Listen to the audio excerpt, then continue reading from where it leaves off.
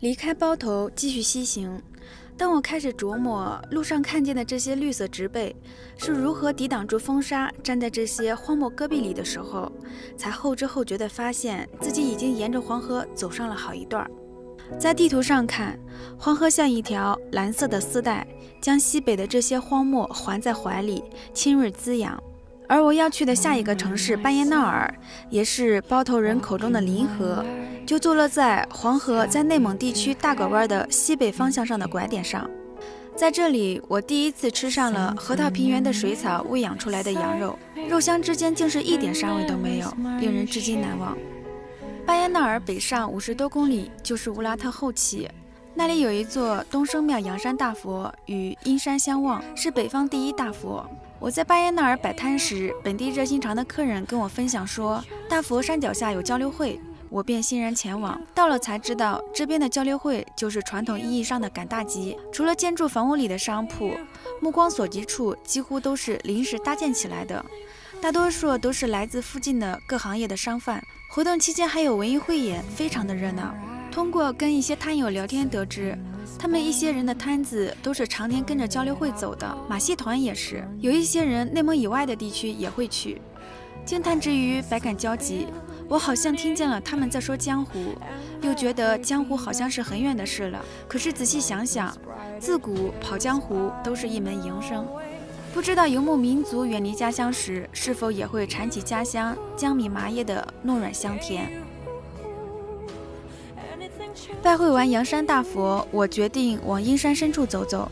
听本地的2个深度越野热爱者分享说，他们这里有一条渡阴山的穿越路线，非常值得去。奈何我比较怂，车子又能力有限，最终只能在铺装路面上溜一溜。喜欢穿越的朋友们可以搜索所见所闻，是一个非常宝藏的小众越野路线 UP 主。虽然有铺装路，但是去阿龟庙的路依然走得有些紧张，路两边土质疏松的山壑看起来不堪风吹就算了，狭窄的小路在重叠的山间好像也随时都会消失掉。我边走边担心对向来车，每过弯道总要按下喇叭，也不知道有没有惊扰山中的神佛休息。从后藏到北上内蒙边境，我经常疑惑，为什么一些藏传佛教的建筑偏爱建在地势险峻的山上，或者是人迹罕至的地方？只是因为远离尘嚣有助于修行吗？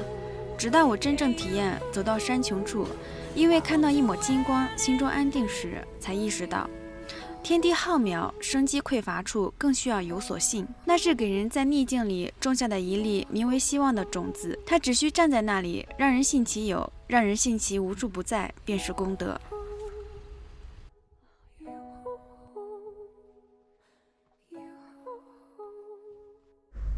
哇，终于爬上来了。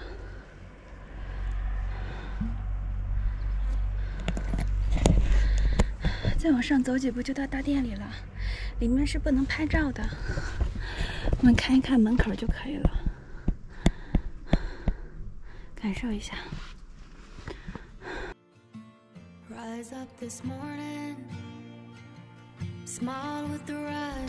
阴山深处的荒凉和视野尽头被风沙搅得浑黄的迷离天色，让我经常会有眼睛干枯的疼痛感，也会有一种生命力在流失的错觉。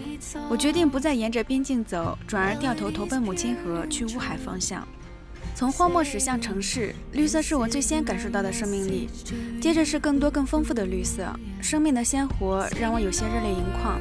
也许是自来水吃得太久了，我在城市里从未如此清晰地感受到过水源对于生命孕育的力量。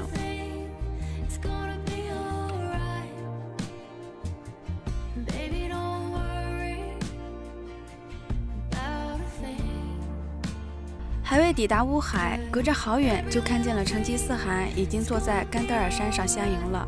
望其项背，脚踩油门，傍晚落脚乌海湖，夕阳落得潦草，天却是许久未见的蓝。就在我第2天坐在车里，享受着本地人推荐的羊肉烧麦的功夫，外面已经是狂风四起，吓得我以为沙尘暴要来了。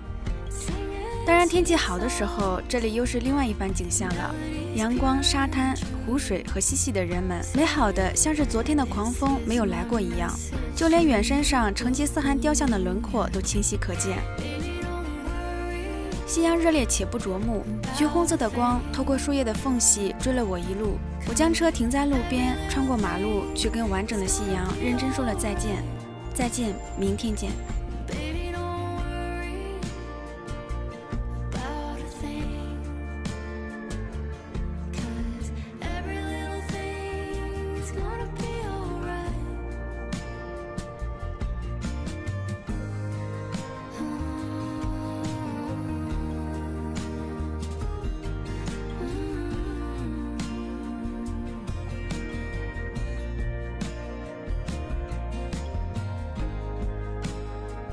当然，乌海的美还不止这些。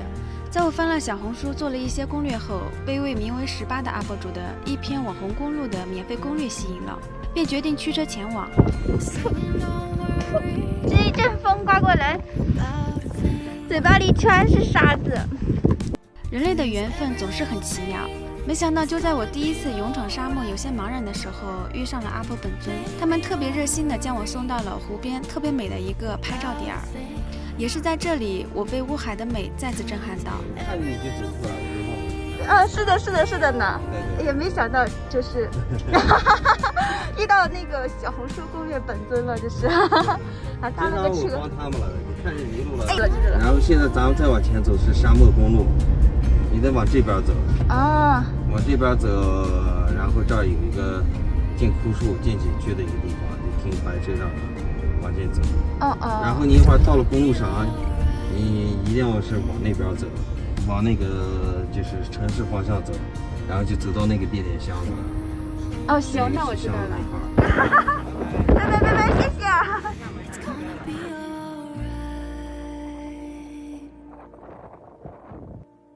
震撼也许有第一次看到沙漠城市的加成。我从不知城市可以在沙漠的边上熠熠生辉，亦不知水可以像宝石一样被沙漠托起。沙海浩荡，沙丘此起彼伏，不知深处有什么，也不敢多做凝望。我踩着别人的脚印，翻着沙丘，朝着人多的方向一路走一路玩，分不清是脚软还是想撒欢儿。反正翻了几个沙丘，战斗力就很快殆尽了。后来我坐在沙丘上，望着对岸的城市发呆的时候，忽然意识到，在城市里看沙漠和在沙漠里看城市竟是那么的不同。曾经我那么想逃离的城市，在此刻竟也是那么的美好。总以为自由在旷野，可是常常忘记，我们从未剪断过跟同类之间的期待。所以自由从来都不是逃离人群的吧。没等到太阳落山，沙漠便开始翻脸了，风刮得一阵一阵的，像在赶人。没有拍到想要的夕阳，多少有些遗憾。也罢，这次没有缘，留着下次再拍。眼下紧要的是找个地方摆摊赚点排衬钱。